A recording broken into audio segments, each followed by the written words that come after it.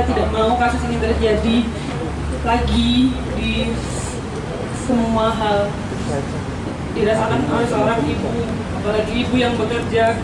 Mungkin di sini saya mau berterima kasih dulu kepada Kapolresta Malang Kota yang sudah menindak kasus ini dengan cepat sehingga pelaku bisa langsung diambil. Pelaku ini 1 tahun bekerja dengan saya dengan sangat sopan, sangat sopan. Selama 1 tahun ini ada sedikit banyak hal yang mungkin menurut saya mencurigakan, seperti ada bekas cubitan, cuman saya melihat susternya dengan perangai yang sangat sopan, jadi saya masih percaya sama susternya. Tapi dibuktikan di hari ini, dan sebelumnya saya sudah pernah mengalami kejadian yang sama, cuman tidak saya laporkan polisi, saya maafkan. Jadi untuk kali ini saya tidak bisa saya memberikan ke pihak yang berwajib.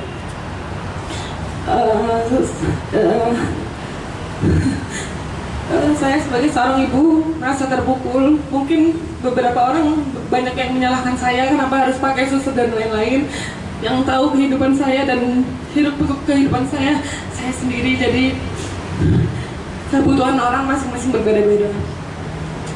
Dan saya sangat berharap pelaku dijerat hukum sebesar-besarnya.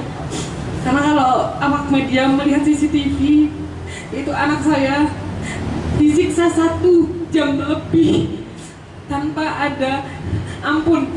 Disiksa itu dalam artian anak saya lari ke sana ke sini, dikejar sampai mampus.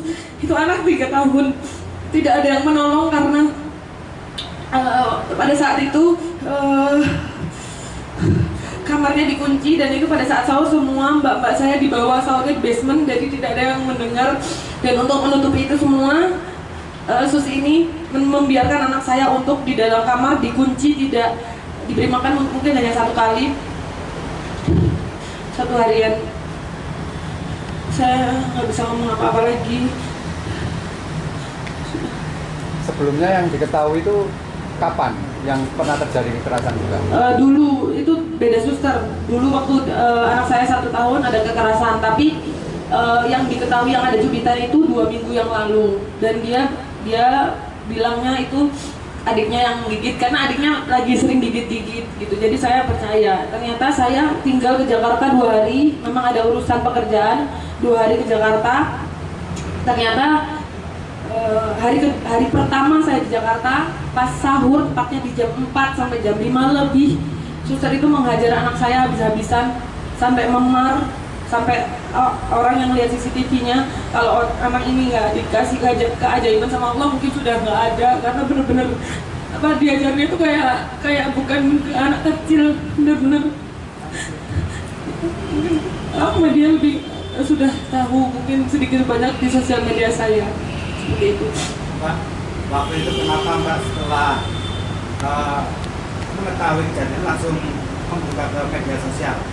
Apa waktu itu ke media sosial juga atau lapor polisi dulu? Sebenarnya saya lapor polisi dulu, tapi saya sudah nggak tahan, karena sebelumnya saya dulu banget saya tidak melihatkan susternya. Kemudian saya juga ada kasus yang lain-lain, saya masih bisa tahan, tapi untuk kasus anak saya nggak bisa tahan. Saya nggak bisa tahan, Pak. Jadi saya masukkan ke sosial media, dan ternyata teman-teman saya, tanpa saya meminta tolong, teman-teman saya yang di sosial media menghubungi rekan-rekan polisi dari Jakarta, Jawa Tengah, Jawa Timur, semua menghubungi rekan-rekan polisi. Akhirnya kasus ini bisa dipercepat tanpa saya meminta tolong. Jadi terima kasih buat teman-teman yang mungkin melihat video ini, yang sudah membantu saya dan keluarga saya. Terima kasih banyak. Mbak, ini kan kasus anak, kenapa waktu itu tidak di-blur ketika anaknya Mbak mengalami luka di wajah? Ketika ada ke media sosial Di floor. di beberapa yang berkembang ada samarkan kan wajahnya kelihatan.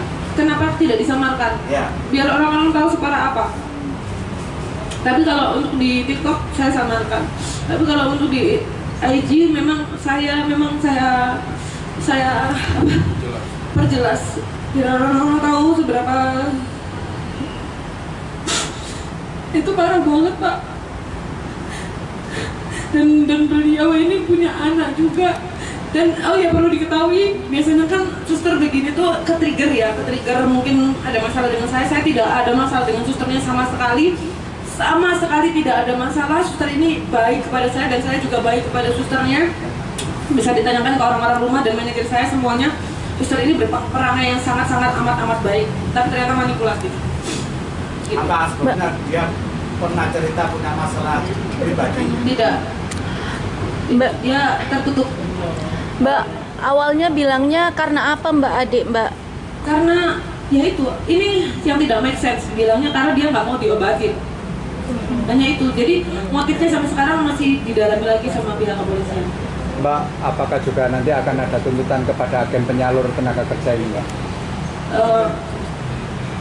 Saya serahkan kepada pihak yang berwajib ya untuk tuntutan kepada agennya. Namanya memang agen, bukan main-main. Agensinya bukan agensi yang sangat besar di Indonesia, bahkan memiliki cabang di luar negeri. Jadi untuk keputusannya saya serahkan ke pihak yang berwajib saja. Begitu, Pak. Sudah. Kenapa?